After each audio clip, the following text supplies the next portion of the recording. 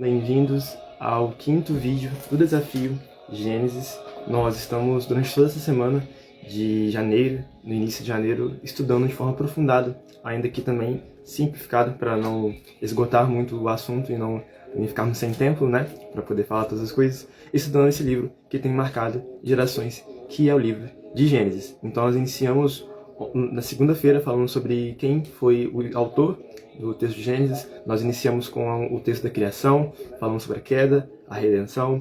Na terça-feira nós falamos sobre as gerações que vieram decorrentes desse período de queda, que foram a geração de Caim, e também em seguida a geração de Adão, que traria a semente prometida para a redenção de todas as coisas. Nós falamos na quarta-feira também sobre a corrupção do gênero humano, né? A corrupção da humanidade. Então Deus passa a se entristecer com a maldade que a população tinha, a ponto de trazer o juízo do dilúvio. E sobre o dilúvio que nós falamos no dia seguinte, na quinta-feira, que foi a Noé, em relação a Noé, a sua família, a obediência que ele teve, e depois as gerações que vieram após o dilúvio.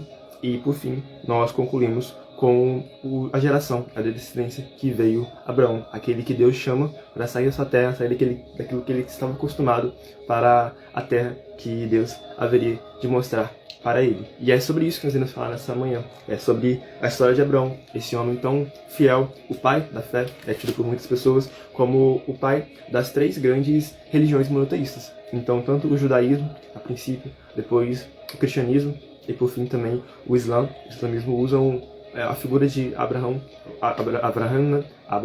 como um seu pai fundador, por isso que essas religiões são tidas como religiões abraâmicas, porque Abraão tem sim um papel muito importante. É bem verdade que para o judaísmo e o cristianismo, o filho de Abraão que tem muita relevância é Isaac, que é o filho da promessa, ao passo que para o islamismo ele é tido como Ismael, o primeiro filho de Abraão com sua serva Agar, que nós iremos ver durante toda essa aula, durante todas as próximas aulas, né? E é muito interessante pensar nisso, porque para os cristãos e judeus, Isaac é o filho da promessa e dele veio toda a descendência que deve ser estudada, ao passo que para os islâmicos é Ismael. E para o texto judaico-cristão, de fato, Ismael também foi muito abençoado. Contudo, ele não foi tão abençoado quanto Isaac, porque é de Isaac que viria a promessa. Então existe essa dupla interpretação a respeito de quem foi Abraão, de quais foram seus filhos, e tanto é que quando Abraão leva também seu filho Isaac, que nós vamos ver um pouco mais pra frente, no capítulo 22, ao sacrifício no Monte Horebe também.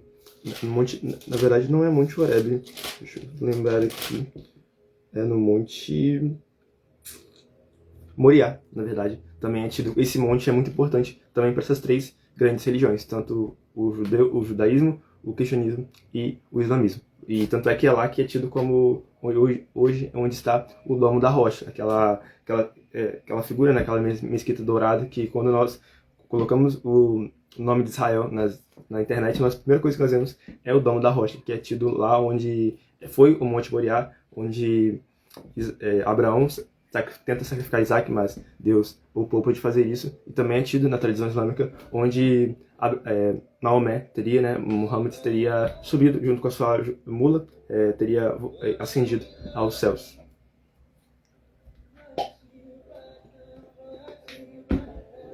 Hoje nós falaremos sobre os três capítulos, então, que estão no título desse vídeo.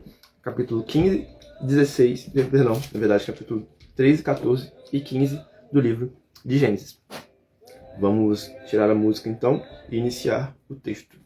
Gênesis capítulo 13, versículo 1 está escrito: Abraão saiu do Egito e foi para o Neguebe, ele e sua mulher e tudo que tinha. E Ló foi com ele. Abraão era muito rico, possuía gado, prata e ouro. Fez a sua jornada do Neguebe até Betel, até o lugar onde primeiro tinha armado sua tenda, entre Betel e Ai, até o lugar do altar que anteriormente tinha feito.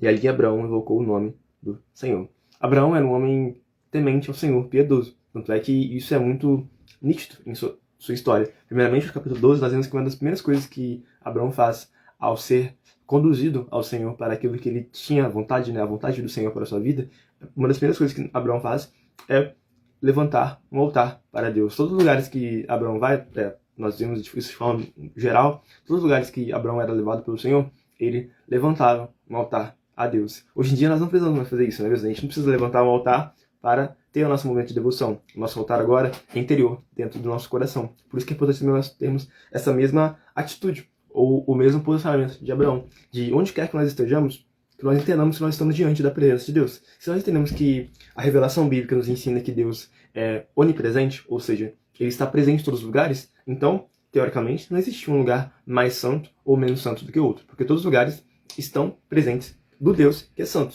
estão presenciando o Deus que é santo. Por isso que é necessário que nós tenhamos essa consciência da santidade de Deus, a consciência da sua também onipresença, para que assim nós não venhamos a esquecer algo que os reformadores pregaram muito no início da Reforma Protestante, que é o conceito de coram Deo, diante da presença de Deus, onde as pessoas diziam que as pessoas mais santas, ou as pessoas que trabalhavam no ambiente eclesiástico, eram aquelas pessoas mais santificadas. Contudo, quando nós entendemos que Deus está presente em todos os lugares, então não existe um trabalho mais santo ou menos santo. Lutero vai dizer que o sapateiro pode glorificar a Deus ao fazer o sapato com o maior zelo ou o maior esmero que ele puder, como se ele fizesse para a glória de Deus. É isso que o apóstolo Pedro também escreve em sua carta, quando nós trabalhamos não para os homens, mas para Deus. E ao fazer isso, como Abraão, erguer um altar em nosso coração a Deus, o Deus único, não aos vários deuses que existiam na época de Abraão, e também em nossa época existem várias divindades que os homens criam, os ídolos, para si mesmo e para a sua própria condenação. Nisso que é necessário nós entendermos a importância de nós termos a consciência de que Deus está conosco em todos os momentos, e por isso é importante que nós rendemos glória a Ele, porque Ele diz no livro de Isaías que Ele não divide a sua glória com ninguém. Por isso que é necessário que nós tenhamos essa consciência da onipresença de Deus, para que assim, sempre que nós estivermos em algum lugar, nós entendemos, Deus está aqui comigo. É necessário que eu reconheça que Ele está presente comigo e que Ele é digno de receber a minha adoração e devoção. Continuemos, versículo 5. Ló, que ia com Abraão, sempre estou confundindo, né? A gente vai ver Abraão um pouco mais à frente. Também tinha rebanhos, gado e tendas, e a terra não podia sustentá-los para que morassem juntos, porque eram muitos os seus bens, de maneira que não podiam morar um na companhia do outro. Houve desentendimento entre os pastores de gado de Abraão e os pastores do gado de Ló. Nesse tempo, os cananeus e os fariseus habitavam nessa terra. Então Abraão disse a Ló: não deveria haver conflito entre mim e você, entre os meus pastores e seus pastores, porque somos parentes chegados. Não está toda a terra aí diante de você? Peço que você se afaste de mim. Se você for para a esquerda, irei para a direita. Se você for para a direita, irei para a esquerda. Nesse momento nós falaremos um pouco sobre conflitos familiares. É muito comum nós termos conflitos familiares, não é mesmo? Porque a ferida acontece com aquelas pessoas que estão mais próximas de nós. Então é inevitável que quando temos seres humanos juntos, em um ambiente de família, em um almoço de domingo, por exemplo, aconteça algum desentendimento. Contudo, o desentendimento que acontece aqui com Abraão e Ló é um pouco mais profundo, porque eles tinham muitas riquezas. Nós vemos que Abraão era um homem rico, ele saiu da sua terra, de Ur dos Caldeus, com muitos bens.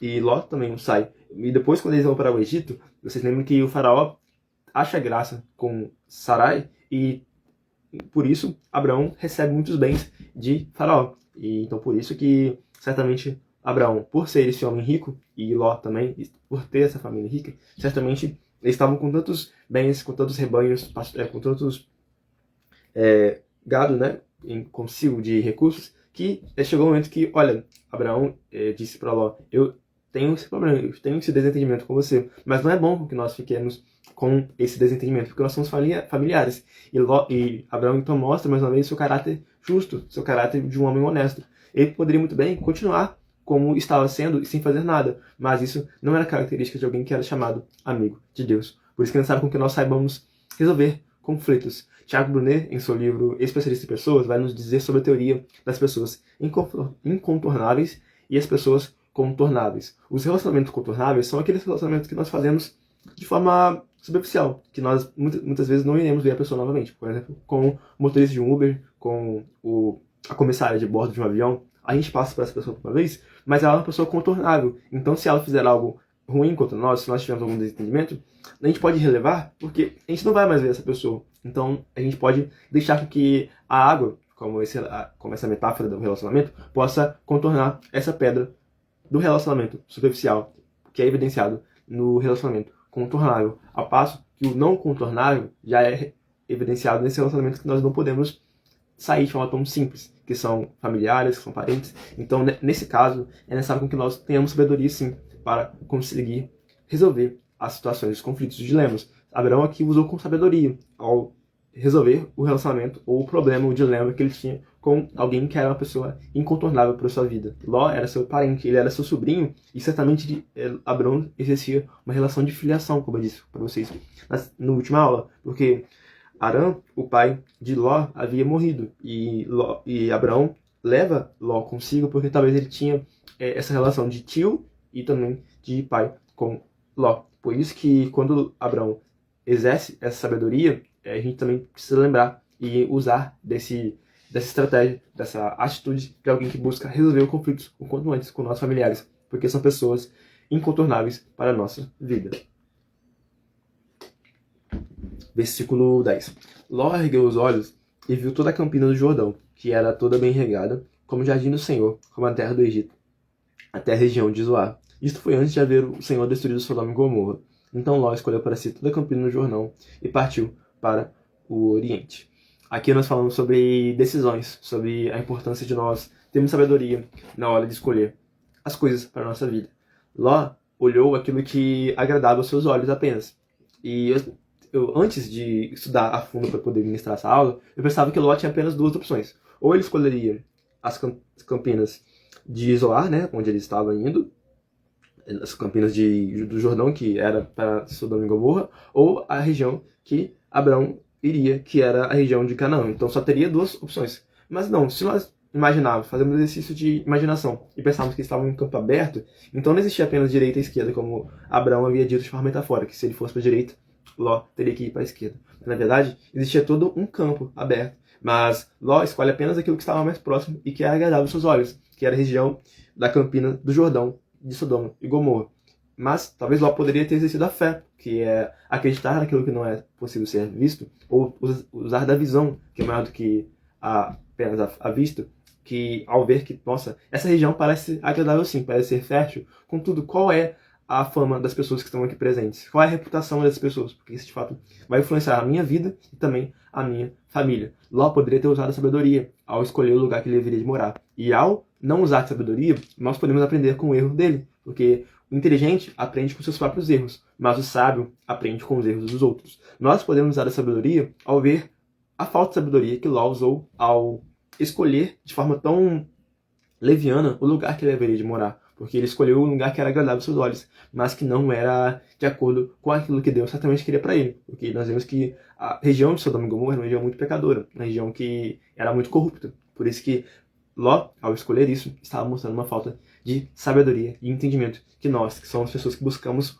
uma vida espiritualmente alinhada com os princípios divinos, não podemos nos dar ao luxo de cair nesse mesmo erro. Versículo 14. O Senhor disse a Abraão, depois que Ló se separou dele: erga os olhos e olhe de onde você está para o norte, para o sul, para o leste e para o oeste, porque toda esta terra que você está vendo, eu darei a você e a sua descendência, para sempre. Farei a sua descendência como o pó da terra, de maneira que se alguém puder contar o pó da terra, então será possível também contar os seus descendentes. Levante-se e percorra essa terra no seu comprimento, na sua largura, porque eu darei a você. E Abraão, mudando suas tendas, foi morar nos cavaleiros de Morre, que estão junto a Hebron. E ali edificou um altar ao Senhor. Mais uma vez, Abraão ergue um altar ao Senhor, mostrando a piedade que ele tinha, ou o relacionamento divino que ele tinha, de forma tão íntima, a ponto de edificar mais um altar a Deus. Algumas pessoas dizem que Deus só fala com Abraão depois que ele despede Ló. Isso é algo interessante de ser notado. Contudo, a gente vê no versículo 7 do capítulo 12 que Deus havia falado um pouco com Abraão, que ele havia dito que daria esta terra à sua descendência. Mas eu entendo por outras pessoas que dizem que Deus não fala com Abraão antes dele se despedir de Ló, porque primeiramente Deus havia ordenado a Ló que saísse da sua parentela, e Ló ainda fazia parte da sua parentela. Então faz sentido sim a gente pensar que Deus só mostra ou revela que Abraão já estava na terra prometida que ele haveria de receber de Deus, porque primeiramente ele tirou aquela pessoa que estava impossibilitando de viver o seu propósito. Isso nos faz pensar quais são as pessoas que nós estamos tendo hoje, ou os relacionamentos que nós estamos cultivando, que ao invés de nos levarem mais próximos para o nosso propósito, nos afastam e nos distanciam daquilo que Deus tem para nós.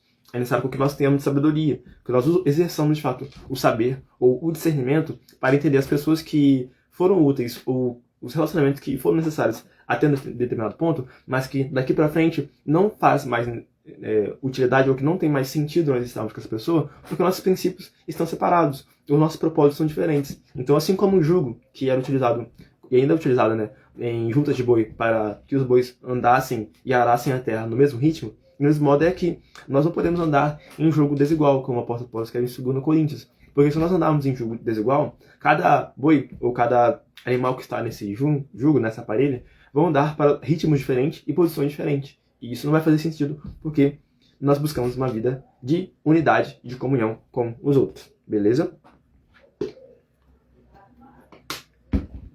Capítulo 4, versículo 1. Naquele tempo, Amrafel, rei de Sinar, Arioque, rei de Elazar, Kedorlaomer, rei de Elão, e Tidal, rei de Goim, fizeram guerra contra Berá, rei de Sodoma, contra Birza, rei de Gomorra, contra Sinabe, rei de Adimá, contra Semeber, rei de Zeboim, e contra o rei de Bela, também chamada de Zoar. Nesse momento nós falamos sobre uma guerra que acontece entre 4 reis e contra 5 reis, que está aqui contida porque tem a ver com Ló, porque Ló passa para a região de Sodoma, e a região de Sodoma foi prejudicada nessa guerra. Então Ló, parente de Abraão, também envolve Abraão, porque Abraão era um homem justo, reto e íntegro, assim como Jó também era tido assim. E mesmo assim, mesmo Abraão talvez não tendo mais nenhuma relação com Ló, no sentido de ter se afastado dele, Abraão resolve se intrometer, ou talvez se participar dessa guerra, porque tinha alguém que era seu parente, tinha alguém que tinha um laço de consanguinidade, alguém que tinha um laço de sangue com ele. Então vamos para o versículo 10, onde nós vamos falar um pouco sobre essa guerra. Ora, o vale de Sidim estava cheio de poços de betume. Os reis de Sodoma e Gomorra fugiram. Alguns caíram nesses poços e os restantes fugiram para o monte. Os reis vitoriosos pegaram todos os bens de Sodoma e de Gomorra e todo o seu mantimento, e se foram. Apossaram-se também de Ló, sobrinho de Abraão, que morava em Sodoma, e dos seus bens, e partiram. Porém o homem que conseguiu escapar veio e contou tudo a Abraão, o hebreu. Este morava junto dos cavaleiros de Morre, o amorreu, irmão de Escol e de Aner, os quais eram aliados de Abraão. Quando Abraão soube que o seu sobrinho estava preso, fez sair 318 homens dos mais capazes, nascidos em sua casa, e perseguiu os inimigos até Dan. E de noite, Abraão dividiu os seus homens em grupos, derrotou os inimigos e os perseguiu até Obá, que fica ao norte de Damasco. Todos de novo, todos os bens, e também o seu sobrinho Ló, os bens dele, e ainda as mulheres e o povo. Abraão era um homem justo, porque ele não pôde deixar com que uma pessoa que era seu familiar parecesse. Ou também ele agiu com compaixão e misericórdia. Porque a compaixão é sentir a dor do outro e não deixar de fazer algo até que você, de fato, solucione isso com aquilo que você possa. Então, Abraão, sendo esse homem influente, tinha 318 homens que ele poderia utilizar, né, para guerrear contra os guerreiros, né, os reis que levaram cativo Ló e as pessoas que habitavam em Sodoma. Então isso nos mostra a importância de sermos pessoas justas, pessoas honradas, que são capazes de sentir a dor do outro e agir de acordo com nossas capacidades para resolver esses problemas. E é isso que Abraão faz. Ele ajudou o outro sem pensar nada em troca. Ele exerceu a bondade, a misericórdia que ele tinha, sem pensar no benefício que ele teria, ou talvez no prejuízo que ele teria ao realizar isso. E a gente vai ver nos próximos versículos que mesmo Abraão fazendo uma coisa boa, algumas pessoas pensaram, você pode receber coisas boas, você pode receber uma recompensa para isso. Mas Abraão vai dizer, mesmo ele sendo um homem justo, que ele não queria receber aquilo, porque para ele a recompensa já tinha sido dada, que foi certamente a restituição do seu sobrinho Ló. Versículo 17. Quando Abraão regressava, depois de derrotar Kedorlaomer e os reis que estavam com ele, o rei de Sodoma foi ao encontro dele no vale de Savé, que é o vale do rei. E Melquisedeque, rei de Salém, trouxe pão e vinho. Ele era sacerdote do Deus Altíssimo. Ele abençoou Abraão e disse, Abraão seja abençoado pelo Deus Altíssimo, que criou os céus e a terra, e bendito seja o Deus Altíssimo, que entregou os adversários de você nas suas mãos. E Abraão deu a Melquisedeque o dízimo de tudo. Vamos parar um pouco aqui. Vamos entender um pouco o contexto, né? Vocês perceberam que Abraão tinha saído da guerra de 4 reis contra 5. Ele havia restituído Ló, seus bens, a família dele e também as pessoas que estavam em Sodoma, que foram levados cativos. E a narrativa começa assim, né? Vai dizer que os reis que estavam com ele, na verdade o rei de Sodoma vai ao encontro de Abraão. Porém, existe uma quebra nessa narrativa ao estar começando falando do rei de Sodoma, mas de repente vai falar sobre Melquisedeque, que também é um rei, mas que não tinha sido mencionado antes e que não vai ser mencionado depois em nenhuma narrativa histórica, tá? Só vai ser mencionado depois em Salmos e também no livro de Hebreus. Então a gente pode pensar, quem foi esse Melquisedeque? Essa pessoa que aparece uma vez na Bíblia, no texto histórico, e depois que é citado nos Salmos e também na carta aos Hebreus. Melquisedeque é tido como rei de justiça. Melquisedec significa rei de justiça e paz. Então ele traz a Abraão aquilo que ele tinha conservado para si, porque Melquisedeque era servo do Deus Altíssimo. A gente pode pensar que, nossa, mas naquela época as pessoas não eram politeístas, não acreditavam em vários deuses? Sim, mas Deus conserva sempre as pessoas fiéis a Ele, os sinceros, aqueles que têm de fato a piedade com Ele. Então a gente não pode pensar que dentro onde nós estamos inseridos apenas, nosso contexto apenas, em nosso mundinho quadrado, só as pessoas que estão nesse mundinho quadrado são as pessoas que estão em relacionamento com Deus. Muitas vezes, assim como Jesus fala, existem outras ovelhas que estão fora deste aprisco e convém a ele também ajuntá-las. Então, Melquisedeque, assim como também Jetro, o sogro de Moisés, que também era sacerdote de Deus, são pessoas que mostram e evidenciam a piedade, ainda que não fazem parte do povo do pacto, que nesse caso é o povo hebreu. Então, Melquisedeque mostra isso.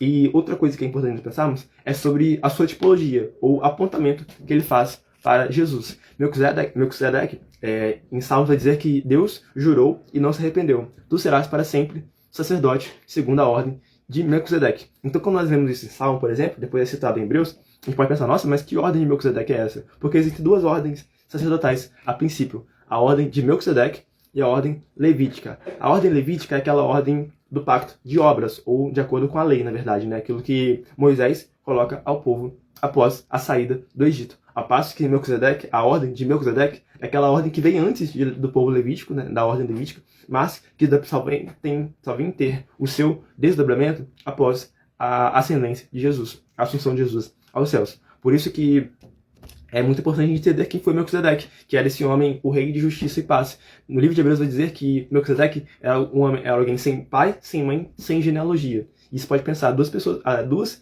teorias principais sobre Melquisedeque. Primeiramente, que ele de fato não tinha pai, nem mãe, nem genealogia. Ele era uma tipologia, na verdade era uma teofania, ou seja, era a manifestação parcial de quem Jesus era. Era, na verdade, Jesus se manifestando na história para Abraão. E essa outra interpretação vai dizer que, na verdade, não, gente. Melquisedeque tinha pai e tinha mãe, sim. Só que o ofício que ele estava fazendo aqui, aquilo que ele estava exercendo, apontava para Jesus porque ele não tinha nem pai, nem mãe, ou nenhuma genealogia ou ascendência que o levasse para ser o sacerdote de acordo com a ordem levítica. Assim como Jesus também não tinha nenhum grau de parentesco com os levitas, porque Jesus era da ordem de Judá, da tribo de Judá. Por isso que isso vai nos mostrar que existem essas duas interpretações. Ou Melquisedeque era alguém que, de fato, era Jesus encarnado, porque depois ele não fala mais nada dele, ou talvez ele era um homem normal, mas que seu ofício apontava para Jesus. Beleza? E é importante nós vermos aqui também que Melquisedeque entrega a Abraão pão e vinho, que são também símbolos de Jesus, não é mesmo? O pão simboliza a carne e o vinho simboliza o seu sangue. E isso também é utilizado depois nas ceias cristãs, no momento de comunhão cristão. E Abraão, então, recebe essa bênção de Melquisedeque. Melquisedeque abençoa Abraão e bendiz ao nome do Senhor. E Abraão, sendo esse homem justo e piedoso, entrega aquilo que ele tinha de melhor para Melquisedeque. Se a princípio Melquisedeque entrega a Abraão aquilo que ele tinha de melhor, que era a bênção e também a devoção ao Senhor, agora Abraão, em contrapartida, também vai entregar aquilo que ele melhor tinha, que era o dízimo de tudo. Abraão entrega o dízimo, mesmo o dízimo sendo só instaurado depois na ordem levítica, nos mostrando então a importância dessa ordenança bíblica de entregarmos e de sermos fiéis ao Senhor com os nossos recursos. Então nós vemos já uma pessoa justa, piedosa, que era Melquisedeque, e em contrapartida, o relato bíblico também vai nos falar de outra pessoa, que não existia a mesma justiça e honradez que Melquisedeque. Versículo 21. Então o rei de Sodoma disse a Abraão: dê-me as pessoas e fique com os bens para você. Mas Abraão lhe respondeu: juro pelo Senhor, o Deus Altíssimo, que criou os céus e a terra, que nada tomarei de tudo que é seu, nem um fio, nem uma correia de sandália, para que você não diga: fui eu que enriqueci Abraão. Nada quero para mim, a não ser o que os rapazes comeram a parte que toca a Aner, Escol e Manre, os homens que foram comigo, que estes ficam com a parte deles. Abraão era um homem justo. Você percebe que eu estou citando isso várias e várias vezes, não é mesmo? Ele não quis ficar com os recursos do rei de Sodoma, porque ele sabia que, talvez mais pra frente, esse rei iria falar: olha, Abraão é rico agora porque eu dei para ele os meus recursos. Mas na verdade não. O rei de Sodoma exerceu uma abordagem que mostra a sua falta de sinceridade, porque ele fala com Abraão: dá-me as pessoas e fique com os bens. Ao passo que Melquisedeque, em contrapartida, não chega falando para Abraão dar a ele uma coisa. Na verdade, Melquisedeque já chegou entregando a ele. Isso nos mostra o princípio do serviço, ou o princípio de nós darmos ao outro sem esperarmos nada em troca. Melquisedeque dá aquilo que ele tinha de melhor para Abraão, que era a bênção, que era o serviço, e recebe uma coisa também boa, que era o dízimo. Ao passo que o rei de Sodoma já chega pedindo a Abraão uma coisa e acaba não recebendo nada. Isso nos mostra então a importância de nós termos pessoas que vão servir aos outros sem esperar nada em troca, porque isso é o caráter de uma pessoa que é, de fato, espiritualmente desenvolvida. Capítulo 15, nós já estamos concluindo o vídeo de hoje. Depois desses acontecimentos, a palavra do Senhor veio a Abraão, numa visão, dizendo: não tenha medo, Abraão, eu sou seu escudo, e lhe darei uma grande recompensa. Abraão respondeu: Senhor Deus, que me dará se continuo sem filhos, e o herdeiro da minha casa é o Damasceno Eliezer? Abraão continuou: tu não me deste descendência, e um servo nascido da minha casa será o meu herdeiro. E eis que a palavra do Senhor veio a ele, dizendo: este não será o seu herdeiro, pelo contrário, aquele que será gerado por você, este será o seu herdeiro. Então o Senhor levou-o para fora e disse: olhe para os céus e conte as estrelas, se puder contá-las. E lhe disse: assim será a sua posteridade. Abraão creu no Senhor, e isto lhe foi atribuído para justiça.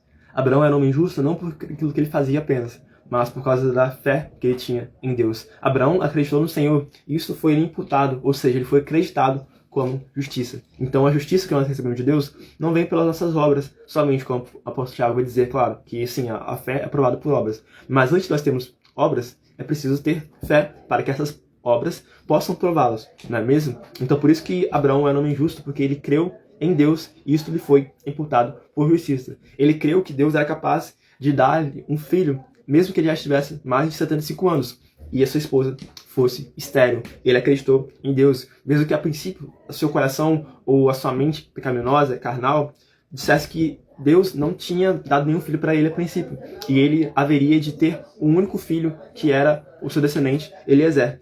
Aqui é um costume que tinha naquele povo na época, que as pessoas que não tinham filhos, elas faziam filhos, sua descendência, de acordo com...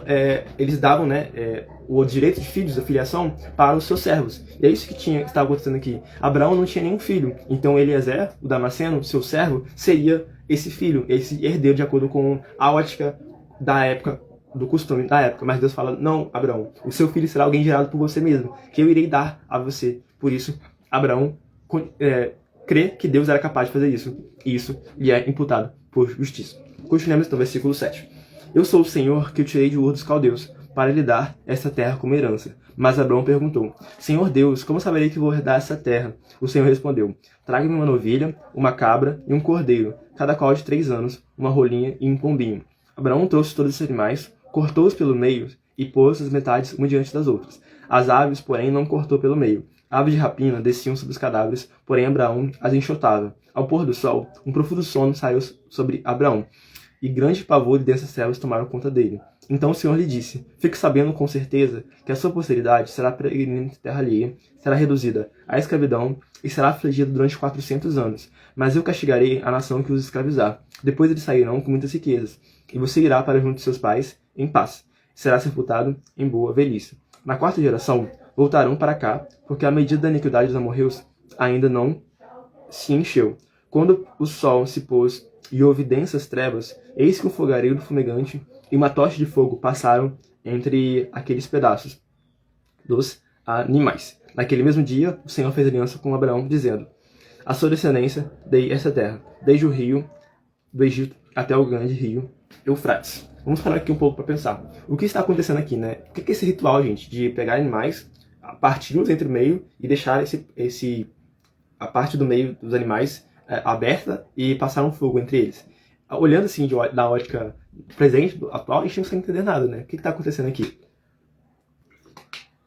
Por isso que existe o perigo quando nós estamos lendo algo antigo, principalmente o texto das escrituras, do anacronismo, que é colocar com os olhos, né, com os óculos presentes, uma realidade passada que não se faz, de fato, correspondente à realidade. Por isso que é necessário que nós entendamos, de fato, o contexto daquela época. Quando os reis faziam contratos de vassalagem e sucedania com outro rei menor, eles faziam esse contrato de partir um animal no meio e dizer, olha, se uma das partes não cumprir o seu acordo, que aconteça comigo, com o meu corpo, que eu seja partido, assim como esse animal o fez. Então, quando Deus faz isso, ele está falando, Abraão, que aconteça isso comigo, se eu não for fiel contigo, que eu seja partido ao meio e eu, de fato, sofra as consequências de não cumprir o meu acordo. E algumas coisas podem ser pontuadas aqui, gente. Nesse contrato, era costume que os dois reis fizessem a parte, né? Os dois reis passassem no meio dos animais. Contudo, Abraão não faz isso. Abraão cai um profundo sono sobre ele, e depois ele abre os olhos, e um fogo, que representa a presença divina, representa Cristo de fato, passa no meio desses animais, mostrando que, na verdade, Deus é quem se compromete a trazer esse pacto à realidade, e não apenas isso. Deus é quem, de fato, é partido ao meio, porque Jesus é partido. Deus, então, não deixa de cumprir o pacto, mas ele ainda, porque ele conserva sua fidelidade, mas ele ainda decide ser partido ao meio por nós, porque o povo do pacto não preservou a aliança. Nós vemos um pouco mais à frente que os israelitas que saem do Egito não permaneceram fiéis a Deus, adulteraram contra Deus, cometeram o pecado de idolatria, mas ainda assim Deus permanece fiel, porque ele não pode negar a si mesmo. E outra coisa que pode ser dita aqui é a respeito do tempo que acontece isso, né? Nós vemos que no versículo 5, Deus fala para Abraão olhar para os céus e contar as estrelas. Beleza. Então, quando nós ouvimos isso, a princípio nós pensamos, eles falaram isso durante a noite, né? Abraão deve ter saído da sua tenda e olhado para os céus do deserto lá onde ele estava, o deserto do Negueb, os cavaleiros de mães, na verdade, e olhado as estrelas e pensado, nossa, Deus vai fazer a minha geração tão grande como o pó da terra e tão grande também como as estrelas do céu. E eu aprendo com o Luciano Subirá que Deus então promete a Abraão uma descendência terrena, como o pó da terra, e também uma descendência celestial, que seriam os filhos que seriam santos, né, os filhos santificados. Mas, de acordo com o tempo ainda que nós estamos falando aqui, nós vemos que na verdade não. No versículo 12 vai falar que ao pôr do sol, um profundo sono cai sobre Abraão.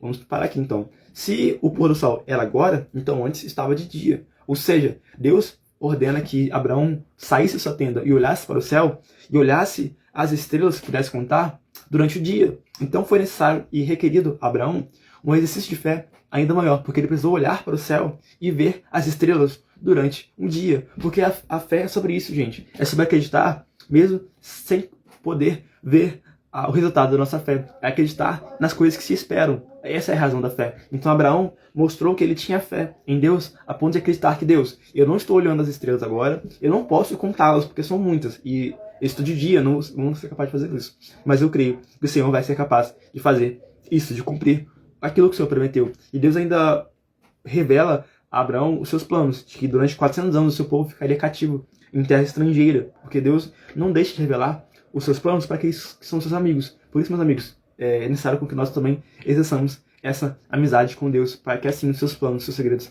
sejam revelados para nós. Beleza? Nós estamos concluindo o vídeo de hoje por aqui. Eu espero que você tenha sido edificado com essas palavras que foram ministradas aqui. Lembrando que não é sobre mim, não é sobre Edson, mas é sobre Deus, é sobre a mensagem que ele me entregou, para que o nome dele seja glorificado através de mim. Se de fato você foi ajudado, não esquece de curtir, comentar, enviar para mais pessoas, para que a pessoa certa possa receber esse vídeo no momento certo. Muito obrigado pela sua participação. Até hoje à noite, às 18 horas, se você participar do Desafio Gênesis, ou até amanhã, às 6 horas da manhã, para continuarmos. Desculpa, até hoje, às 18 horas, se você for participar do desafio A Lei do Triunfo, que é o livro que nós estamos lendo aqui, página por página, ou até amanhã, às 6 da manhã, se você for participar do Desafio Gênesis na continuação. Muito obrigado, bom dia, forte abraço.